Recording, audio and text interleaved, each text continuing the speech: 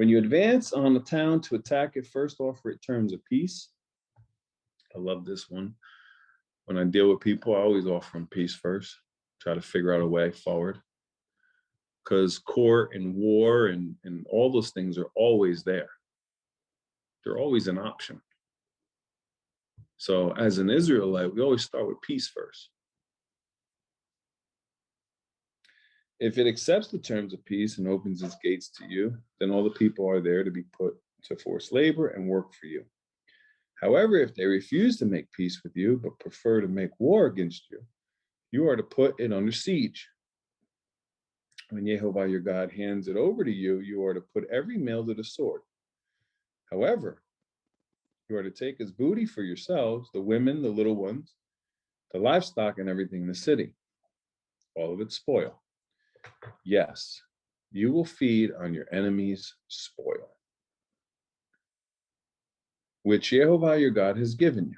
This is what you are to do to all the towns which are at a great distance from you, which are not towns of these nations. So these are actually when they went to war outside of Israel, because the demand for the land of Israel is to eliminate everybody,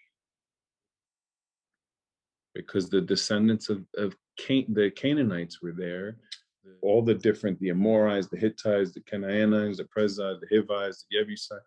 These are all descendants of Canaanites, and they're all. This is, again, there's giants. It's a disaster. Okay, genetic cesspool. But he's also given them the terms of war outside. As for the towns of these people, which YHVH your God is giving you as your inheritance, you are not to allow anything that breathes to live. Total destruction. Rather, you must destroy them completely. The Hittite, the Amorite, the Canaanite, the Prezzi, the Hivite, and the Jebusite, as YHVH your God has ordered you, so that they won't teach you to follow their abominable practices, which they do for their gods, thus causing you to sin against YHVH your God. So the people inside of the land, their whole makeup is practicing a false religion. And by sparing them, all that would happen is that you would end up teaching, you would end up learning, because they would end up teaching you just by living with you or living amongst you. So you would start to practice so others do.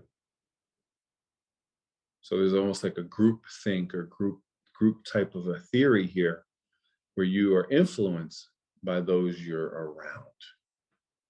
And Israel as a country and as a nation and as a set apart place was to be completely set apart.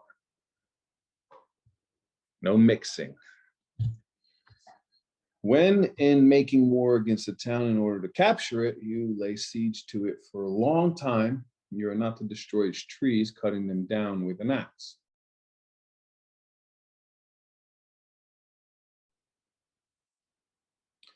You can eat their fruit, so don't cut them down.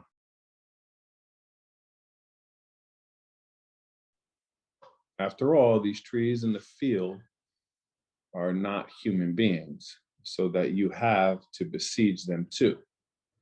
However, if you know that certain trees provide no food,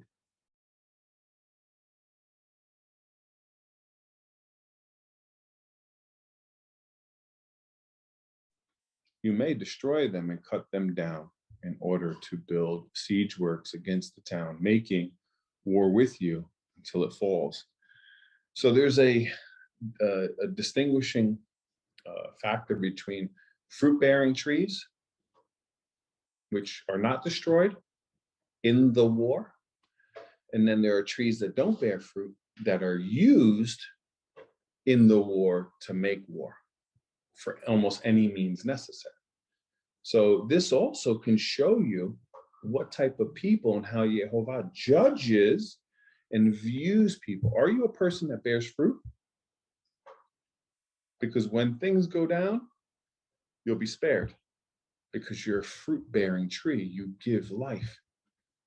If you're a person that bears no fruit, then your tree will be chopped down and used in the mechanics of war.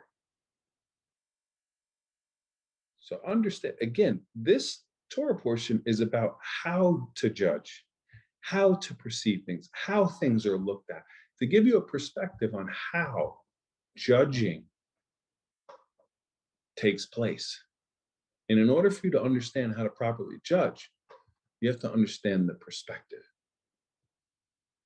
And in Yehovah's world, in his perception, which he says, the way that I see things is right, is fruit-bearing trees are spared, non-fruit-bearing trees are not spared.